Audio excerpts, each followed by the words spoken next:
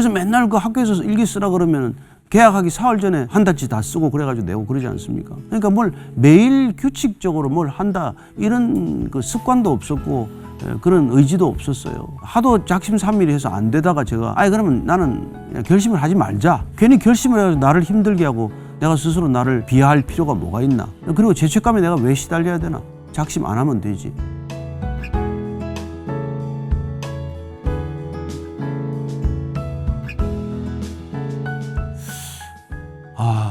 작심삼일은 제 평생에 사실 저도 숙제였어요.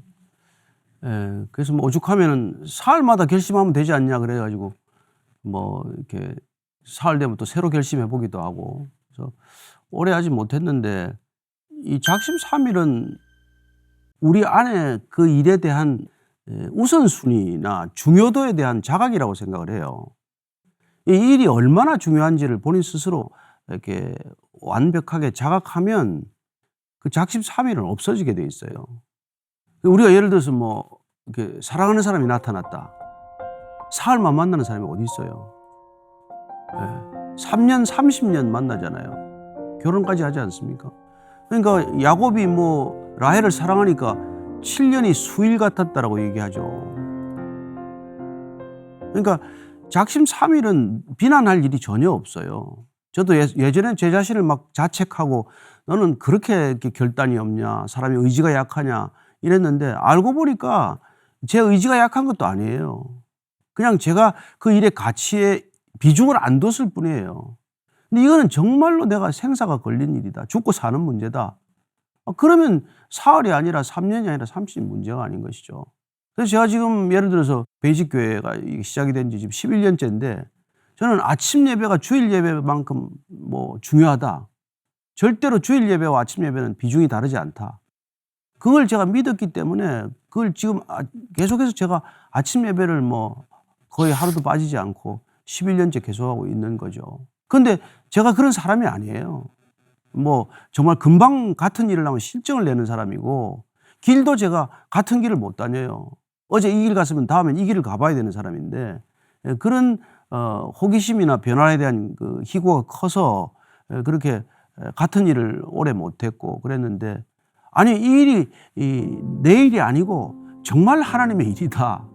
이게 정말 하나님이 원하시는 거다. 이게 분명하면은 내가 하고 싶고 안 하고 싶고 그 기준이 그 자체가 사라지는 것을 경험하게 됩니다. 그래서 저는 작심삼일에 시달릴 일이 아니라 무슨 일을 시작하기 전에 이 일이 내가 평생 할 만한 가치가 있냐 없냐 이걸 한번 깊이 생각해 보는 게 더 중요하다고 생각을 해요. 이거 내가 한 2, 3일 하다 말 일인가? 아니면 1, 2년 하다가 그냥 그만둬도 되는 일인가? 아니면 이거는 내가 평생 해야 될 일인가?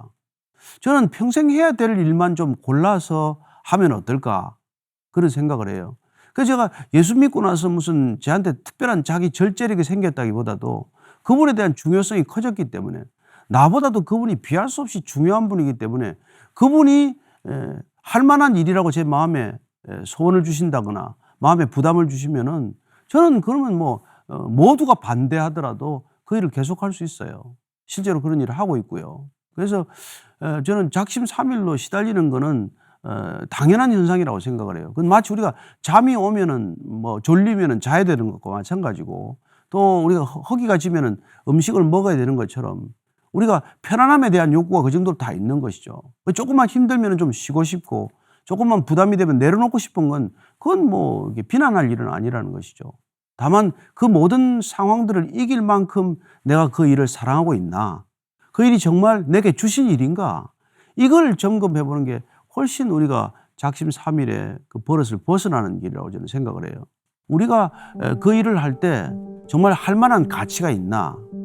이게 내 단순한 욕구가 아니라 정말 하나님이 주신 어떤 소명에 속한 것인가? 그리고 이 일을 할 때 내 안에는 기쁨이 있나? 이런 것들을 좀 스스로 이렇게 체크해보고 한번 진단해보고 한번 결단하는 시간을 충분히 갖고 나서 그럼 이건 한번 해보자. 그렇게 시작하지 않은 일은 절대로 사흘 못 가죠, 사실은. 예. 한 일주일까지 가더라도, 일주일만 가더라도 금방 그만두게 되고 지치게 되고 그렇죠.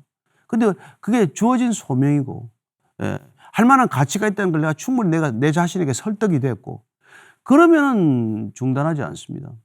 제가 트위터에 글 쓴 게 10년간 딱 썼는데요.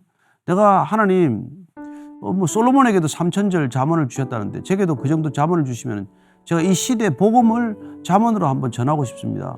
새벽에 딱 기도하고 시작해가지고 10년간 하루도 안 빠지고 거의 이렇게 잠언을 올려서 책이 5권, 6권 나왔죠. 그 잠언록이라고 나왔는 게 제가 주님한테 기도하고 받은 그래서 아침에 예배 끝나고 나서 잠깐 앉아서 그날 이렇게 몇 절 주시면 받아 적어 놓고 그 다음 날 또 쓰고 이렇게 이어져 왔습니다. 그래서 제가 그렇게 뭐 10년씩 무슨 일을 할 수 있는 사람이 아니에요. 매일 규칙적으로 뭘 한다 이런 그 습관도 없었고 그런 의지도 없었어요. 그래서 하도 작심삼일해서 안 되다가 제가 그러면 나는 결심을 하지 말자. 괜히 결심을 해서 나를 힘들게 하고 내가 스스로 나를 이렇게 뭐 내가 나를 비하할 필요가 뭐가 있나. 그리고 죄책감에 내가 왜 시달려야 되나. 작심 안 하면 되지. 그래서 되는 대로 살자. 내가 원하는 대로 살자. 그런 것들을 합리화하는 책을 또 많이 읽었어요. 인간은 자기 생각하는 걸 합리화할 수 있는 천재예요. 왜 내가 작심삼일 할 필요가 없는가? 왜 작심삼일 해서는 안 되는가? 이런 것들에 관한 논리를 세워가면서도 안 했던 사람이에요. 저는 뭐 절대로 그렇게 지속적으로 무슨 일을 못하는 사람인데 하나님께서 그 마음을 주시면은 저는 그것들이 내 능력으로는 못하지만 하나님께서 주시는 능력으로 감당할 수 있다. 이게 우리의 믿음이죠. 그리고 믿음의 능력이죠. 그래서 그 대단한 저는 그게 정말 차별성이라고 믿습니다. 일반 사람들하고는 다른 거죠. 일반 사람은 독하게 하기 때문에 그런 의지력을 가진 사람은 의지가 강하면 강할수록 그 사람 옆에 있기가 힘들어요. 남을 힘들게 합니다. 그런 의지가 강한 사람일수록 작심삼일 그게 뭐야 도대체. 그런 일이 어떻게 있을 수 있어. 나는 한 번 한다면 해. 근데 자기 의지로 한다면 하는 사람들은 결코 남을 이렇게 편안하게 하지 않습니다. 그리고 남을 보는 기준이 벌써 자기 기준에 확고한 기준이 있어서 저 사람은 일주일하고 못하는구만. 그러면 인간 취급 안 하는 거죠. 뭐 그렇게 되는 겁니다. 그래서 우리가 이제 허리들 하는 말로 불을 받아야 된다 이런 얘기를 하잖아요. 근데 저는 가슴 속에 꺼지지 않는 불이 지펴지는 게 저는 성령 세례라고 믿어요. 그래서 모세가 떨기나무에 불이 붙었으나 나무는 타지 않는 불. 그러니까 성령의 불은 절대로 남을 태우지 않아요. 그 성령의 불은 우리 몸을 해치지 않습니다. 그 불은 불이고 빛은 빛인데 절대로 남에게 손해를 끼치거나 남을 힘들게 하거나 남을 괴롭히지 않아요. 그리고 자기 자신도 괴로운 게 아닙니다.